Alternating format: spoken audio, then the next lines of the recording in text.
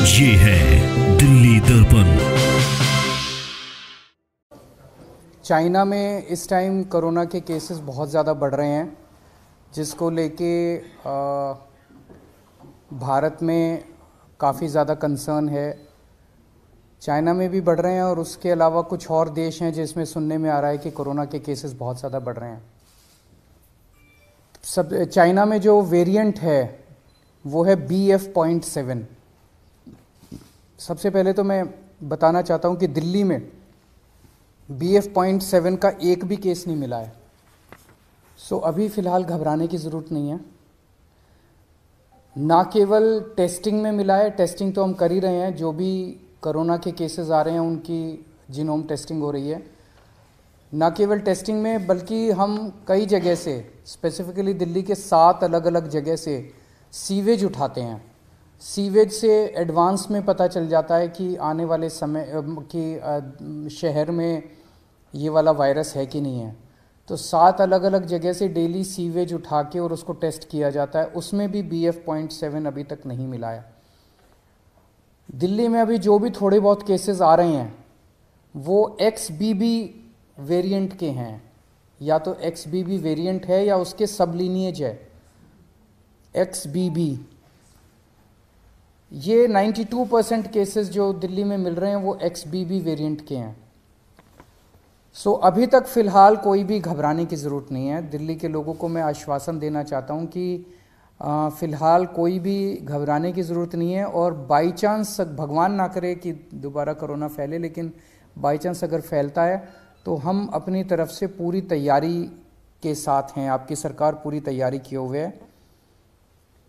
एक तो जितने केसेस आ रहे हैं, भारत सरकार की डायरेक्शन के मुताबिक हम सारे केसेस की, जितने पॉजिटिव केस आते हैं सबकी जीनोम सीक्वेंसिंग कराते हैं कि वो उसमें कौन सा वेरिएंट है। दूसरा, हमारी आज दिल्ली में लगभग 2500 केसेस की टोटल टेस्टिंग होती है डेली। हमारी कैपेसिटी 1 लाख तक पहुंच गई है। अगर ज़रूरत पड़ेगी तो हम 1 लाख टेस्ट्स डेली भी कर सकते हैं। आज हमारे पास 8000 बेड्स कोरोना के लिए अलग से रखे हुए हैं। अगर ज़रूरत पड़ेगी तो 8000 बेड्स अभी फ़िलहाल खाली हमने रखे हुए हैं। पिछली लास्ट जो कोरोना की पीक आई थी उसमें 25,000 बेड्स तक हम लेके गए थे। इसको भी इस बार हमारी तैयारी 36,000 बेड्स तक की है। अगर ज़रूरत पड़ेगी तो हम 36,000 बेड्स कोरोना के तैयार कर सकते हैं। पिछली बार ऑक्सीजन की काफ़ी दिक्कत हुई थी। ऑक्सीजन की सबसे बड़ी दिक्कत ये हुई थी कि एक तरफ तो ऑक्सीजन मिल नहीं रही थी, दूसरी तरफ ऑक्सीजन अगर मिलती भी थी तो दिल्ली में हमारे पास स्टोर करने की कैपेसिटी नहीं थी। वो हमने अब बढ़ा ली है। आज हमारे पास 928 मीट्रिक टन ऑक्सीजन स्टोर करने की कैपेसिटी है। 928 मीट्रिक टन्स। इसमें पिछली बार आपको याद होगा कि सबसे ज़्यादा दिक्कत थी, सिलेंडर नहीं मिल रहे थे। सब आदमी मतलब अपने अपने मरीज को लेके एक सिलेंडर ऑक्सीजन ढूंढ रहे थे, सिलेंडर नहीं मिल रहे थे।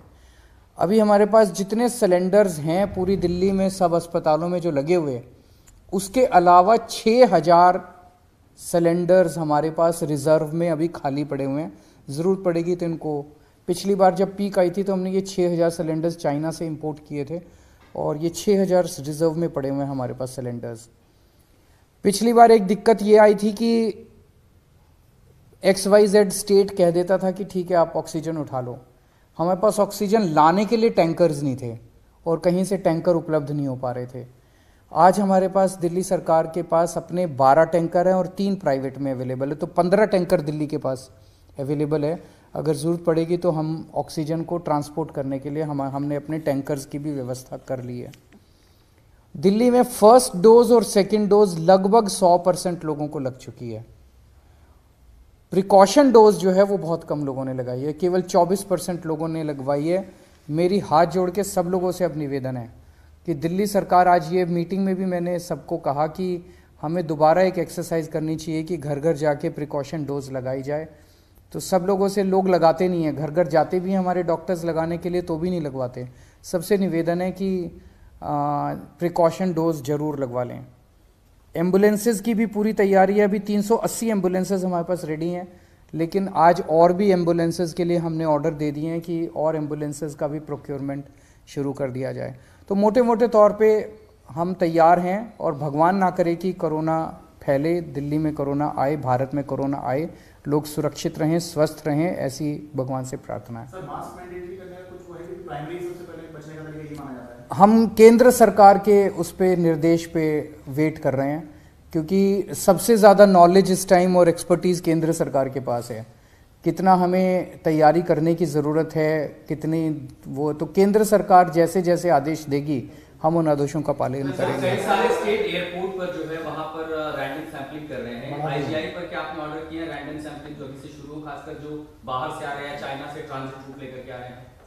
मेरे ख्याल से उसके बारे में भी केंद्र सरकार ऑर्डर निकालेगा। जो दिल्ली का जो इंटरनेशनल एयरपोर्ट है उसके ऊपर कितनी सैंपलिंग होनी चाहिए, जो जो केंद्र कहेगा उसके हिसाब से मैन पावर और मटेरियल प्रोवाइड करना हमारी जिम्मेदारी है। स्कूल्स को लेकर बहुत बड़ा कंसर्न होगा, क्योंकि जो बच्चे हैं उनके वैक्सीन को लेकर अभी भी क्लैरिटी नहीं है, बहुत ज्यादा कवरेज नहीं है।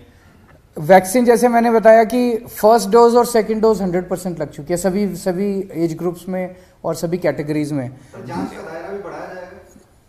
जांच का दायरा भी बढ़ाया जाएगा। जितने जैसे ये सार्स वाले केसेस आ रहे हैं, जितने भी सांस के केसेस हैं, उन सारे केसेस में 100% केसेस में अब हम कंपलसरी जांच कर रहे हैं RT-PCR की। Thank you. लेटेस्ट खबरों के लिए सब्सक्राइब करें हमारा YouTube चैनल या फिर लॉग ऑन करें www.delhidarpantv.com। खबरों की कवरेज और विज्ञापनों के लिए संपर्क करें इस नंबर पर।